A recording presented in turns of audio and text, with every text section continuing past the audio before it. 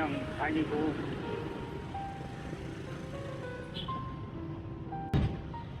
응우엔 후에 광장으로 가고 있습니다. 여기가 광장이라고 하긴 조금 작긴 하지만 넓더라고. 호치민 동상도 있고 주변에 그 프랑스의 아름다운 건물들이 많이 가서 보십시오. 여기 채소, 자, 밤에도 이렇게 채소를 파네. 아, 여기가 채소 시장이구나. 깨끗하고 좋네. 여기로 사러 와야겠구나. 여기 고양이도 있고. 구이비엔에서 응우엔 가는 쪽에 그 오른쪽으로 도로 이렇게 채소 시장이 있네. 자, 이런 게 이제 발견한 게 보물이지, 사실은. 장기간 이쪽에서 생활하거나 한 달 살기 하는 사람들은 이런 시장을 잘 알고 있어야 돼. 이런 시장은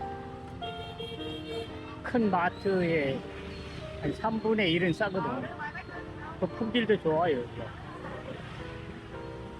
완전 보물이네. 없는 게 없어. 깨끗하고. 여기 와야겠네. 구이변 거리에서 웅현 광장 가는 길목에 있습니다. 여기 이용하세요. 약국도 잘 되네. 정말 이 호치민 좋습니다. 여기 이따가 와서 한번 보야겠네.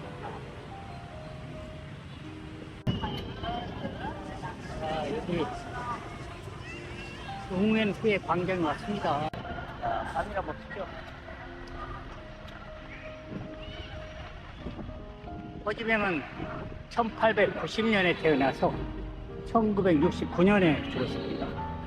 그러니까 베트남이 남북이 통일된 게 1975년이죠. 호지명이 죽고 나서 6년 뒤에 통일됐습니다. 그래서 호지명은 통일을 보지 못하고 안타깝게 죽었죠. 그래서 더욱 베트남 사람들이 호지명을 가슴에 두고 있나 봅니다. 호지명이 죽었을 때 사무실을 보니까 책상하고 미군 집차로 집차 그 타이어로 만든 슬리퍼가 하나 있었어요. 그게 아무것도 없었대. 돈도 없었고 가진 재산이 아무것도 없었다는 거예요. 대단한 사람.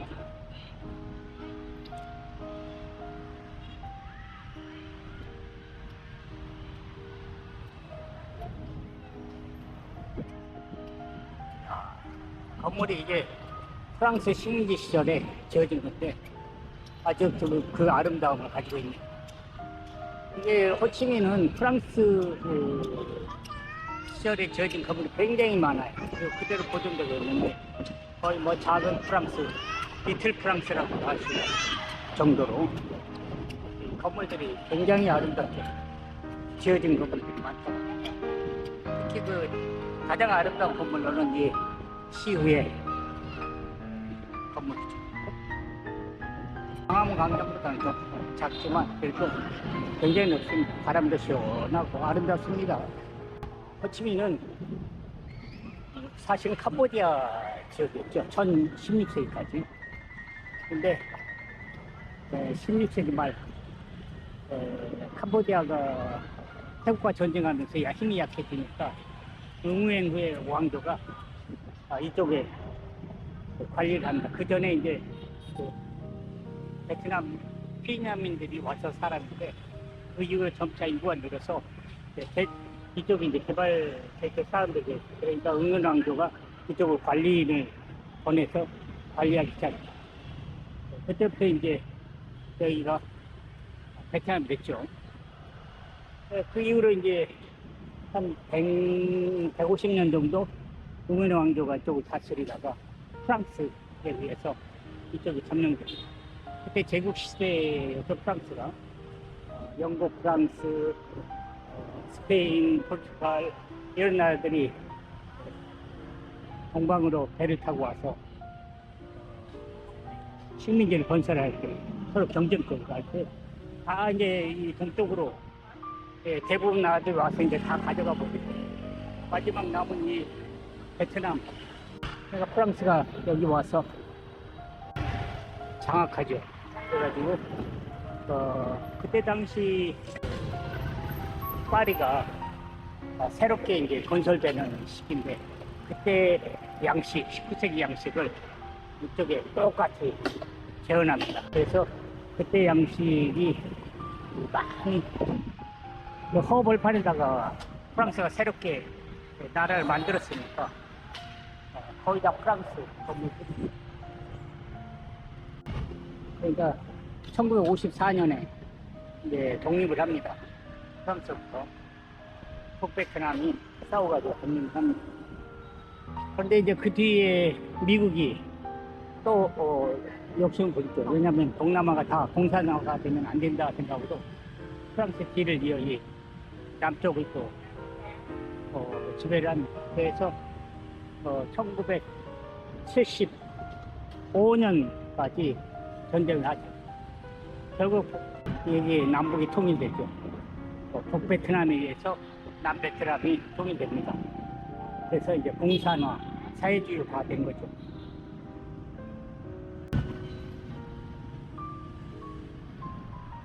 그래서 이제 이게 사이공이 그때 이후로 호치민이 됩니다. 이름이. 근데 문제는 이제 공산화된 그 베트남이 그대로 계속 동남아에서 경제적으로 최하위, 가장 못 사는 나라가 된 거예요. 그러니까 이제 이쪽 호치민 사람들은 예창수가 있는 거죠. 사이공. 옛날 잘 사셨을 때. 사이즈가 되니까 더 못 사니까 이제.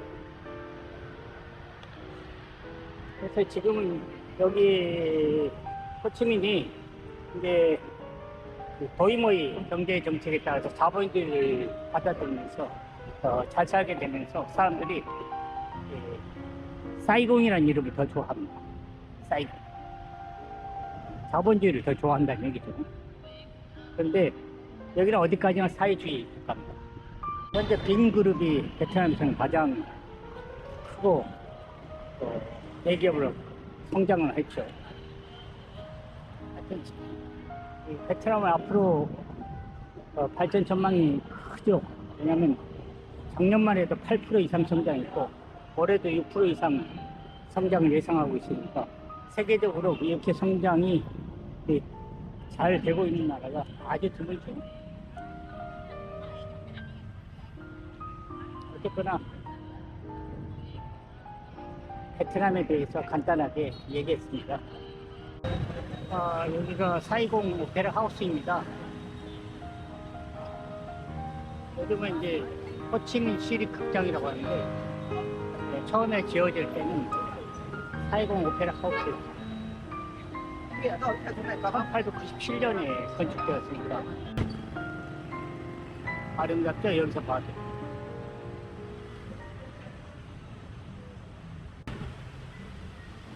이 건물은 이제 19세기 후반, 그러니까 1897년에 프랑스 건축가 세 사람이 이 건축을 갖다가 디자인했다고 해요. 그 유명한 올리비에, 페레, 기차드 이런 사람들 유명한 프랑스 건축가들인데 그때 당시 19세기 프랑스식 통으로 졌다고 합니다. 안에 그리스식 이런 동상도 많고 건물들을 또 그 공산당들이 뭐 회의장으로 썼더라고. 1950년대에. 아, 이거 아름답다.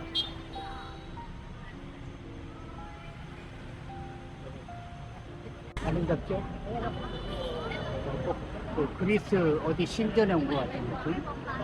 저 안쪽에도 그런 게 많죠. 이런 모양의 구조들이. 아, 저기 크게 광고가 있네.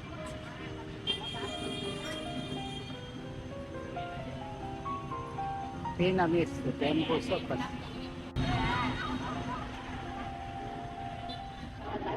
주변에 건물들이 굉장히 아름다워요. 거의 뭐 프랑스에 온 착각을 느끼는, 프랑스 파리에 있는 느낌이 거의.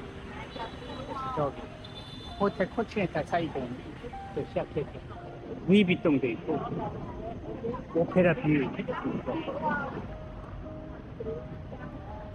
좋습니다. 너무 기분이 좋네요. 여기 와서 보니까 이 광장이 비코스텍 파이낸셜 타워인데 비코스텍 파이낸셜 타워인데 저기 정강판이 바로 이제 축구하면은 베트남의 그 호칭 모든 사람 청년들 모여서 응원하는 곳이 여기에요. 저 전망만 보고 저 뒤에가 이제 비텍스코 파이낸셜 타워가 있어요. 이게 비텍스코 파이낸셜 타워가 68층 267m라고 있어요. 그 중간에 그 혓바닥처럼 나온 게 헬기장이래요. 밤에 보니까 불빛이 아름답네. 야, 비코스텍 파이낸셜 타워.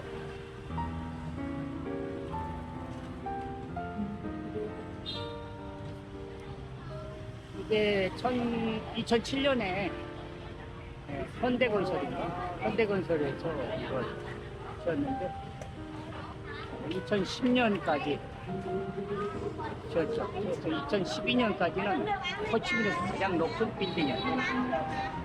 그런데 이제 호치민의 그 랜드마크 2군에 지어진 랜드마크가 462m에 81층에 그게 세워지면서 2011년부터는 이제 그게 가장 높은 빌딩이 되어버렸고 이건 딱 2년만 가장 높은 빌딩.